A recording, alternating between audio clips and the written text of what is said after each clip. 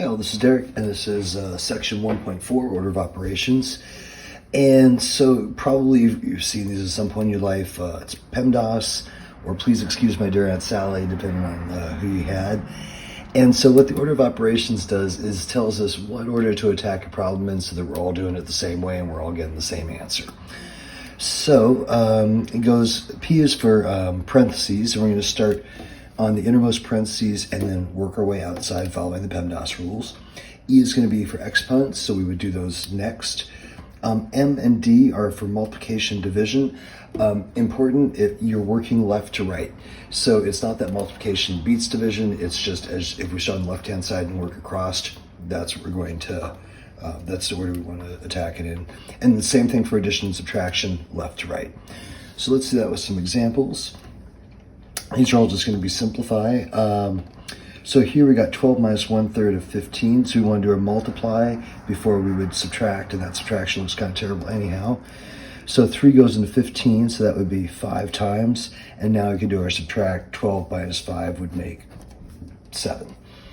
On this next one, so we do have some parentheses present. So let me write down everything I'm not using, and that is a really good habit to be in. I'll see people kind of like do a 5 over here and then like a 10, and it's really messy and they just kind of get screwed up in their handwriting. So writing down the steps that you're not using, you'll see that when the problems go a little longer, is actually pretty helpful. 8 minus 3 in this case, that's going to be a 5. And then we have an addition or a multiply. So careful not to go 6 here because that multiplication has to come before addition. So 2 times 5 would make 10. And then finally 4 and 10 for 14. Let's see, question 3. So kind of scanning through here, I see a bunch of addition and subtraction and 1 multiply. So here's what I meant by writing it all out. I'm going to write down everything I'm not using. So the only part I'm doing on this line is 3 times 2 is 6. And then I can still see what everything else looks like. Here you could do it all, put it all together at once. I'll just kind of show the steps left to right. So our first thing we do is 8 plus 6 is 14. And we'd have the minus 4 plus 11. 14 minus 4, that would be 10 plus 11, and then 21. Another way you can look at it is you can kind of group your positives together and your negatives and then just do sort of one operation. So it's a nice way to kind of shortcut in your head. So for me, I look at this as 14 and 11 would be 25 minus 4, and I'm at the same 21, rather than kind of the strict left to right. This also works. So number 4 here, let me write this out a little bit bigger so you can see it better. Okay, so we would start with our parentheses first, and then I can also, there's no exponents in here, so I can also kind of do multiplication, division, left to right. So I'm going to do a couple of things on this line.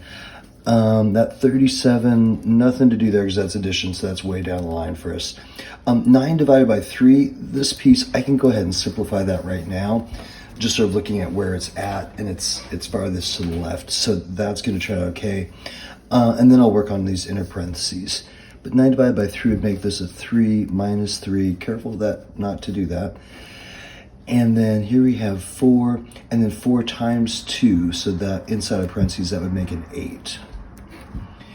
And now I'm not going to mess with any of this because it's addition and subtraction. I still got parentheses going on. So let me clean that up.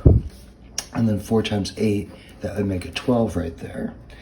And then 37 plus 3. And again, 3 minus 3, you can't do that because that multiply wins. So you're not really subtracting until you do that multiply. So 3 times 12 would make minus 36. And you can see how that would come out really different if we did it the other way. And then this would be 40 minus 36. So that would leave us, 4. Okay, this one looks like it's going to be really terrible, but it's actually not. So starting off with our numerator, and when we have division bars or fraction bars, we just do everything on top, everything on bottom, and then at the end of that, then we divide. So this will be 12 minus 2. This will be 11, and 3 times 3 would be minus 9 right there.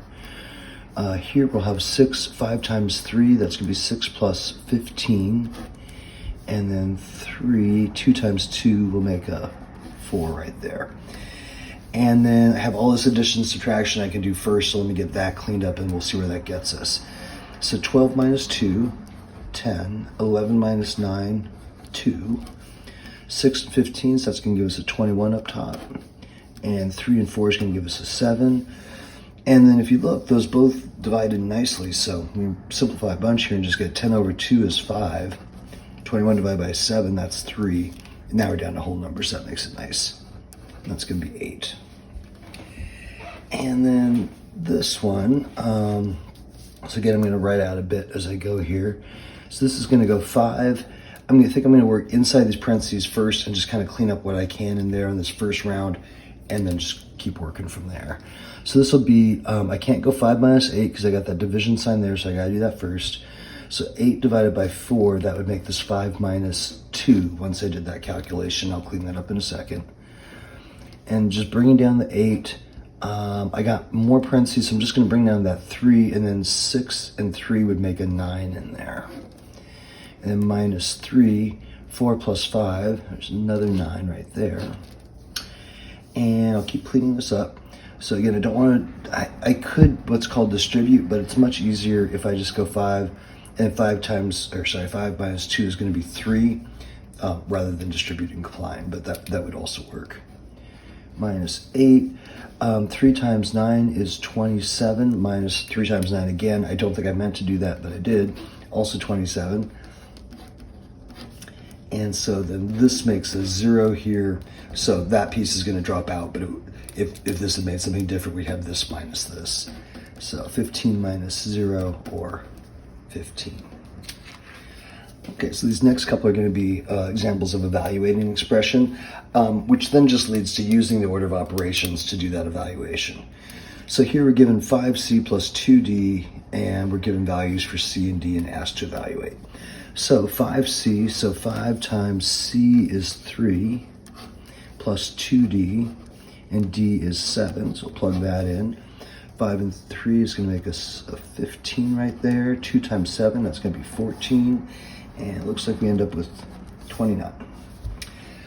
This next one, so we're x over y minus y over x, with x is 12 and y is 9. So that first part is going to look like 12 over 9 minus, and then 9 over 12. So we got fractions and we were subtracting. So remember from that earlier skills review that to subtract fractions, we have to get a common denominator.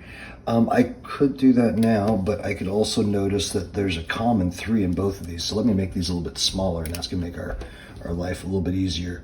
If I factor a 3 out, this is 3 times 4 and 3 times 3, so canceling those 3's, this will leave me 4/3, and that's its reciprocal, so that's going to be 3/4. When I do that exact same cancel. And now I just have to get a common denominator for 3 and 4 rather than 9 and 12, and that's a little bit easier.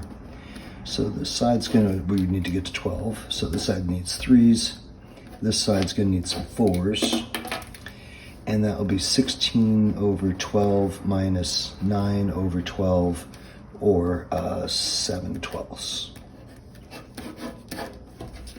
Okay, last question. If a company sells N items that cost C dollars each to produce at a price of P dollars each, the company's profit, capital P, is given by that formula. So careful, lowercase p is price, uppercase P is profit. So again, these letters are case sensitive.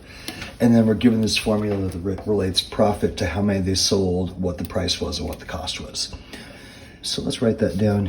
Oh, there it is right here, but I'm still going to write it a little bit bigger. P equals N little p minus C. So manufacturer of bicycle equipment sold 800 helmets, so that's the number of items. So N will be 800. And the cost was $28. And the price was $40. So there's our N, C, and P. We're dropping those on this side, and we're supposed to find the profit earned. So profit is going to equal, whoops, that should have been 800 right there. 800, right. Yep. And then profit minus cost, price minus cost, 40 minus 28. It's 800. And then the 40 minus 28, so that's actually how much they're making on each item. You know, if they sell it for 40, made it for 28, they're making $12 a piece. They sold 800 of them, so we do that multiplication. And that gives us our profit of $9,600.